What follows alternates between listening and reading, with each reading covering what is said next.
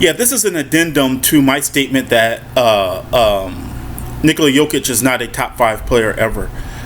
We just got through watching Oklahoma City blow out Denver. Don't hold that against Jokic. You know what I mean? That happens. That kind of game happens, okay? Denver did have some deficiencies in that Aaron Gordon was not healthy, okay? With that all being said, there was no defensive presence from Jokic, right? Forget his stats. He had 0 blocks. So what?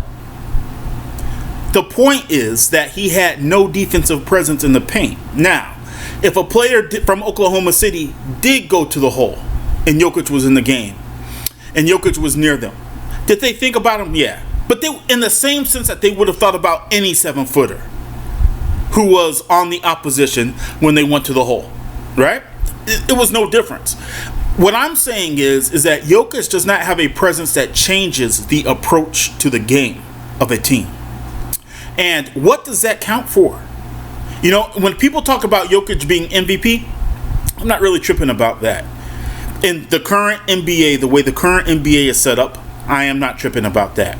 It's getting bigger and going back to the 80s, 90s, and 2000s, but the way it's set up now, I'm not tripping about Jokic being considered for MVP. But when you say greatest center ever, there are centers who straight changed the approach that the opposition took to their offense, right? For example, when Denver as an 8 seed beat Seattle as a 1 seed, Dikembe Mutombo changed Seattle's approach to the game. And you see none of that from Jokic, which is okay. That's fine. That's the player Jokic is. And look, for all those who think I'm a hater, I'm not. I think Jokic is a fantastic player. It's just that when you start talking greatest ever, and you got somebody who plays both sides of the court, right? I mean, if you had a Jokic who was fantastic on offense, is the same Jokic you see now, and then you had a Jokic who is Akeem Olajuwon on defense too, that Jokic who plays both sides is better than the Jokic you see today. Why is that so controversial? I don't get it. I don't understand it, except the fact that so many of you have chosen to abide by the narratives that you're spoon-fed. They spoon-feed you these narratives, and you guys say, oh yeah, it's gotta be, yeah, he's different than all the others, blah, blah, this and the other. He is different from all the others. As is David Robinson was different from Akeem. And Akeem was different from Shaq, and Shaq was different from Ewing. He is absolutely different than all the others. My point is that if Dikembe Mutombo could change the face of a series, could change the complexion of a series with his defense, and you guys are calling him the greatest center ever and not acknowledging his defense, then I'm yelling bullshit. I'm yelling double standard. And that is just what it is. You know, like I said in the last video, a lot of the big men now are beneficiaries of what Golden State did. And the fact that Golden State is now what Golden State molded the league to be for the last 10 years or so, the league is coming out of that. The league is recognizing, hey, all these 3-pointers ain't the way to go. Small ball ain't the way to go. These big teams are the way to go. That is the way the game has always been. And while every generation wants to say something, which I think this is the dumbest statement ever, it's 2025, blah, blah, blah, blah, blah. Or in the new NBA, blah, blah, blah, blah, blah. Yo, man, you can't change a hot dog. You can't change a hamburger. 50 years from now, a hot dog is going to be a hot dog, a hamburger is going to be a hamburger, an automobile is going to be an automobile. Right? Are some of the features or some of the toppings change? Yeah, maybe. But it's all going to be the same shit.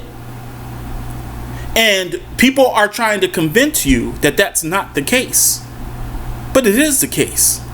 And believe me, to all you young cats, after you guys have been watching the NBA for 10, 20, 30 years, you're going to realize there's nothing new under the sun. You know? And is he a better 3-point shooter than all those guys? Absolutely. You know, but it's just that you come off as a hater when you buck what the narrative is, when you buck what you've been spoon-fed, right? When you buck what so many people say, as if because a million people say it, or the majority of people say it, it's true. It ain't true. It just is not true. So, I made this video just to point out, especially after you watch this game, right, that I'm not hating on Jokic. I'm just acknowledging something. And because I acknowledge it, don't make me a hater. Right? Maybe it makes you kind of a follower. Maybe it makes you a follower.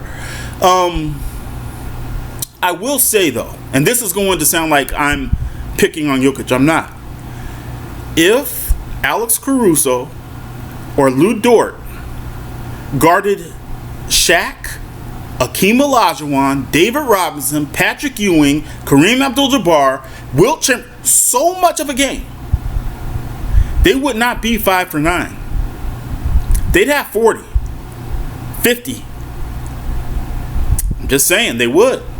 You guys, your claim to fame to Jokic being the best center of ever, or a top 3 center ever, or whatever it is, right, is that he's so great on offense. Well, not only did I say, and am I still acknowledging that he is a poor defender relative to the greats, especially, but the greats would have ate OKC up. Shaq would have fouled out all of them. I'm not saying the Lakers would have won, but he'd have fouled out all of them. I'm not saying when he was with the Heat would have won. I'm not saying any of that. I'm telling you that I've been watching 40 years, and after you've been watching 40 years, you're going to see just like me. This ain't hate. This is acknowledging what you're seeing on the court. And that's the one thing about really the society right now. Whenever you buck what the majority says, you're considered a hater. And it's lazy. It's lazy to think along those lines. Yeah, so I wanted to come, and I did not have a plan to put this video out, but I put it out because it's terrible about social media. When I put out something that said Nikola Jokic is not a top 5 player ever and it's not really close, that got more views on my low rent, weak ass channel. That got more views than anything. And it's because it's like negativity sells, man. And I'm not on here to push negativity against Jokic. I think he's fantastic. I'm just saying that, you got talking heads right now who, I'm talking about Stephen A. I'm talking about a lot of people, man, who are like, yo, man, you guys are prisoners of the moment. You guys are not free thinkers. Think. Put things in perspective. Right? Don't deny what you know. And anyone who, my age, Stephen A. Smith's age, Colin Cowherd's age, Shaq's age, Charles Barkley's age, it's like, yo, you guys need to come back home, man. Come back to what we know. And what we know is David Robinson would have had the paint on lock. These guys fear Jokic not one bit. And I'm not trying to browbeat anybody. I'm not trying to say, take a victory lap. It's not even in my nature. My channel, right, is about speaking to what I see and what I know. That's it. That's all it is, man. And the fact that, so many people thought that I was hating. I'm not hating on the guy. That's not even in my nature to hate on him. There was a time when I was younger, I was a straight up hater. Talking about when I was like, 30 and less, under the age of 30. Yeah, I was a straight up hater, but I'm not that anymore. And I really wish the best for Jokic. I don't like him because he kills the Lakers. And really, the reason why I don't like him because he kills the Lakers is more so my beef with Rob Pelinka and JJ Redick, who know every year they got to go through this cat in order to get to the finals or Western Conference Finals or advance. And the Lakers do nothing. They put no one on that roster knowing that this dude is arguably the greatest player in the world. They put nothing on their roster to combat him. Why do they have nothing on the roster to combat him? Goes back to what I said before. The league was a prisoner of the moment, a prisoner of the Golden State Warriors. And now that the NBA is coming out of that and realizing that their idiotic thought that they could be the Golden State Warriors, or that was the model to replicate, is if they had Steph Curry, Klay Thompson, and Kevin Durant. Now that these dumbasses are realizing that, they're going right back to the 80s, 90s, and 2000s with the game. You know? And that is all I was kind of getting at. That his offense benefits, one, from the fact that the league is so damn small now and believes so much in shooting three-pointers and does not really give credibility to big men, right? That's one. Two, there's no real big men to guard him. Every time he had to go up against a big man like Ivica Zubac, who back in the day, damn near every team had a guy like Ivica Zubac, right? He don't really excel. I mean, he plays very good, but he doesn't dominate like he was. You know what I mean? It's that. And point two was when you don't play defense, you have more to give to offense. And his defensive game is not one where he exerts max effort. That's not where his value is. That's okay. But don't jump my shit for acknowledging it. That's all I was saying. You know? Yo, man, props to Denver. Props to Denver. Aaron Gordon is that important to that team. And with an Aaron Gordon who is at 100%, I believe that's a different game. Aaron Gordon is the one who is their defensive enforcer, right? In a sense, that should not be necessarily held against Nikola Jokic, right? Because Nikola Jokic is getting in where he fits in. You know, a team is constructed a certain way. And if the team is constructed so that the power forward is the weak side defender and the weak side helper, hey man, I'm not tripping about that. It's just that Aaron Gordon doesn't have the ability to lock up the middle. Although Shaq was not a shot blocking center, he locked up the middle. You know, all these guys, Robinson, Olajuwon, all these cats locked up the middle. Anthony Davis locks up the middle. Hassan Whiteside, when he was getting, you know, they found him out of nowhere, but when he was a center and in his best years, he locked up the middle. Jokic does not lock up the middle.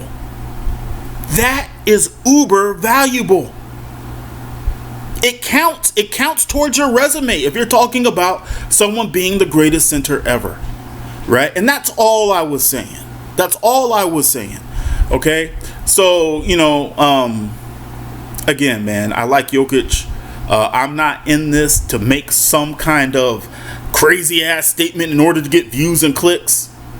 If I say it, I believe it. And all I wanted to say was that, you know, I hope when whoever saw my video, right, and watched the game today, I hope you see it too. You know, this one particular game, don't hold it against Jokic.